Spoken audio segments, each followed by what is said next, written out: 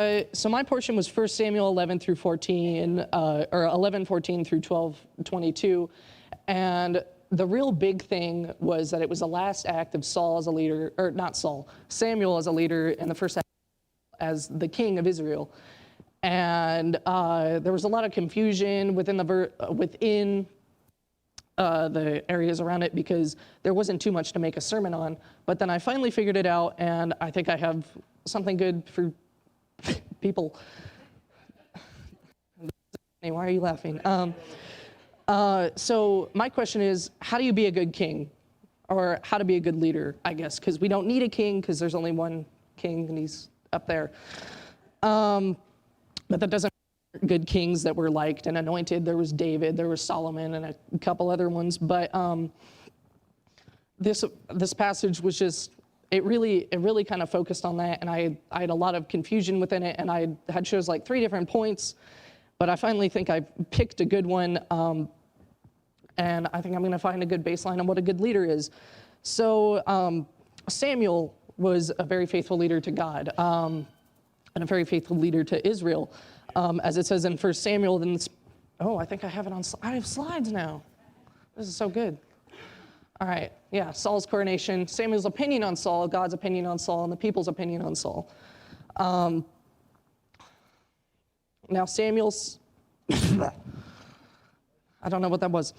Then the Spirit of God, now Samuel said to all of Israel, "Indeed, I have heeded your voice and the voice that all of you have said, and I made a king over you. And now here's a king walking before you, and I am old and gray-headed." Pastor Curtis. Sorry, that was mean. And look, my sons are with you. I have walked before you from my childhood to this day, and here I am, witnessed against me before the Lord, before his anointed. Whose ox have I taken? Whose donkey have I taken? Whom have I cheated? Whom have I oppressed? From whose hand, have I received any bribe to which you blind my eyes? I will restore it to you. And they said, "You have not cheated or oppressed us, nor have taken anything from any man's hand." And they said to him, "The Lord is a witness against you, and his anointed is witness this day, and that you have not found anything in my hand." And they answered, "He is a witness."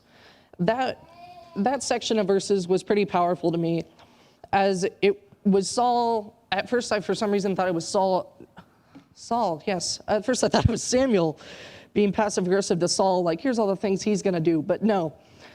It was Saul saying that even if Israel wanted a manly king and not God, God would witness his anointment and would still guide them through it, because Israel wanted a king.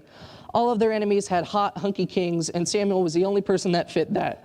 He was tall, probably handsome, like me, sorry. And he just fit the description. Samuel obviously didn't really like that, but then the Lord told him, "Heed your voice. Let me take." There's a fork in the road when God gives you a decision, and they went on their decision. So now my big question: how to be a good king? That's the wrong slide. How to be a good king. But I think first, to answer how to be a good king, I think we first have to answer how to be a bad king. And when I say king, I really do mean leader, because we're not living in a monarchy. I wonder who could be a good example of a bad king. Saul. Saul. I just thought fitting because he's in Samuel. Oh, I only have 6 minutes. Wow. Saul was not born to royal parents. He was from the tribe of Benjamin, and in his own words, because God chose Saul from the tribe of Benjamin. Never mind. I don't have that. Am I not a Benjamite from the smallest tribe of Israel? And is my clan not the least of the clans of the tribe of Benjamin, which is in 1 Solomon 9. The only reason that the king wasn't chosen from a royal family was because there wasn't one. Israel was ruled by a bunch of judges for hundreds of years and prophets before this. As stated in the book of Judges and nearing the end, there are a lot of horrifying and stories of immorality towards God, and they always end with, in those days, Israel had no king, which, in my opinion, shows that they also had a lack of regard as God as king. And Samuel obviously was a judge. He was opposed to having a manly king, but I don't know what that was as well. And the Lord said to Samuel, heed your voice and the people that they say to you, for they have not rejected you, but they have rejected me, that I should not reign over them. This is God showing that he would let the Israelites take their own path, even though they're not following God as the only truth, as it says in John 4:16, that I am the way, the truth, and the life. So Saul was a bad king. Saul was not only set up for success by God, but he was also set up for success by Samuel. He was anointed during his coronation not only by Samuel, but he also had the guidance of God. So, yeah, how to be a good king, or rather a good leader. So who was Saul? Obviously, we already covered that. Why is he a bad king? And I'm getting into that. And how do you be a good king? In Samuel 1:13, a large group of Philistines assembled against Saul's armies. The Israelites quaked in fear when Samuel failed to show up at the appointed time. Saul panicked and offered a sacrifice to the Lord himself in direct disobedience of the laws of Moses. And I think I have these. Oh, I already have these. I don't know what that was. Sorry, thank you, Jerry. What is, thank you, Tony. And now Israel heard it again and said that Saul had attacked the garrison of the Philistines, that Israel also had become an abomination to the Philistines. And there were people called together at Saul at Gilgal. I think that's how you say that, and that's how I'm going to say it. And then the Philistines gathered together to fight with Israel, 30,000 chariots, 6,000 horsemen, and the people as the sand in which only the seahorse in the multitude. And they came up and encamped in the Michmash on the east of Bethaven. And when the men of Israel saw that they were in danger, for the people were distressed, they hid in caves and thickets and rocks and holes and in pits. And some of the Hebrews crossed over the Jordan in the land of Gad and the land of Gilead. For Saul, he was a Gilgal, and the people followed him trembling. And he waited 7 days according to the time set by Samuel, but Samuel did not come to Gilgal, and the people were scattered from him. So Saul said, bring a burnt offering and peace offerings here to me. And he offered the burnt offering. Now it happened, as soon as he finished presenting the burnt offering, that Samuel came, and Saul went out to meet him, and that he might greet him. And Samuel said, what have you done? Saul said, when I saw that the people were scattered from me, that you did not come within the days appointed, that the Philistines gathered together in the Michmash, then I said, the Philistines will now come down on me at Gilgal, and I have not made supplication to the Lord. Therefore, I felt compelling to burn an offering to the Lord. And Samuel said to Saul, you have done foolishly, and you have not kept the commandment of your Lord God, which he commanded you. For now the Lord will have established your king. For the Lord would have established your kingdom over Israel forever.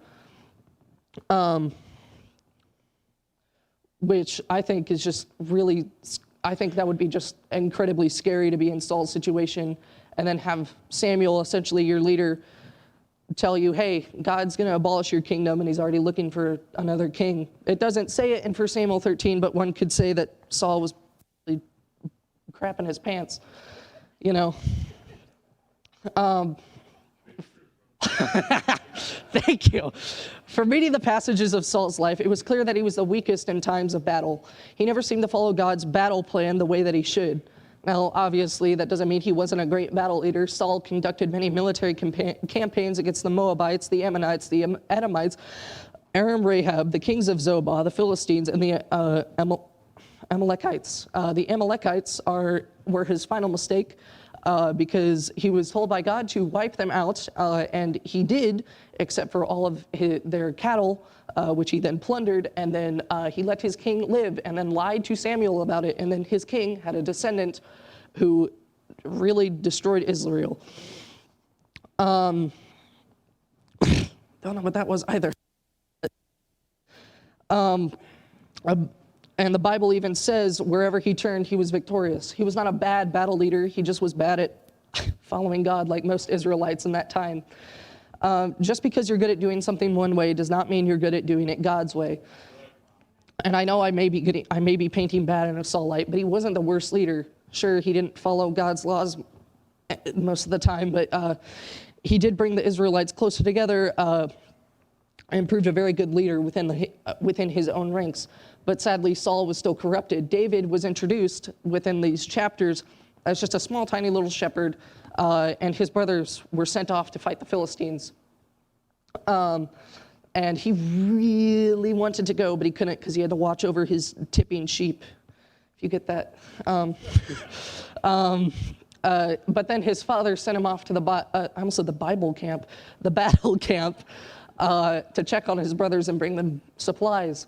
And when he got there, all the Israelites were hiding from Goliath. And as we all know,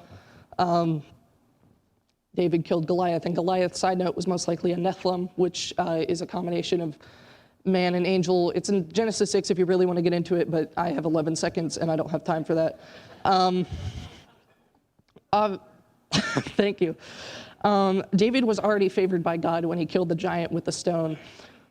And under the ruling of Saul, he would read the book of Proverbs. But Saul saw that God was favoring David, and he grew jealous. When it was clear that God was with David and not him, because David had a heart for God and Saul obviously did not, Saul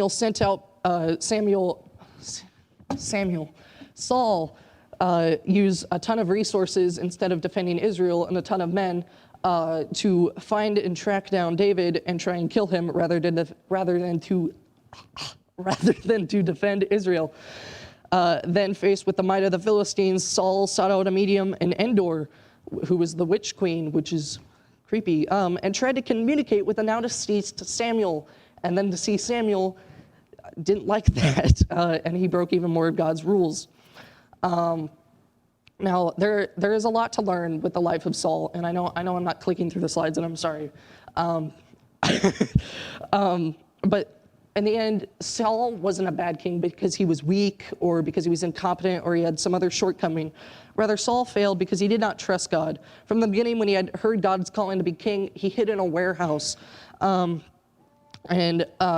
he took matters into his own hands with the sacrifice rather than trusting God that he would bring out the Israelites and defeat the Philistines like he had done many times before. Saul's bright future was guttered out with dishonor, defeat, and suicide. His spiraling path, courtesy of his disobedience, ended in disaster for himself and his sons. Saul was then successed as king by the man he hated so much, David, the shepherd boy who had killed the giant in front of him with just a sling and a stone. God's own, because he was a man after God's heart and became Israel's, in my opinion, greatest king, in direct contrast to Saul. Now, obviously, hold on, I'm going to click through the slides. What can we learn from the life of Saul? Well, first, we can learn that a good leader isn't always the best looking, but rather has a heart for God. Good leadership does not come from any inherited traits. Rather, if we want to truly lead or live our lives, we must obey the Lord and listen to his will, not our own. And second, God can take away what we have if we don't act in humility. We learn to proceed with humility. No matter what we achieve or what position we attain, if it feels unshakable or ordained by God, it can still be taken away. We must remember that all we possess is from God, and giving the way to pride will only lead to destruction, as it says in Proverbs 16. Saul's contrasted with David, the man who sought out Lord's will. Although David was far from perfect, he strove to follow God. When we read about David and Saul, we see that success and failure do not depend on ourselves, but rather on the God on whom we put our trust. Now, as VeggieTales always said, God made you special, and he loves you very much. Thank you.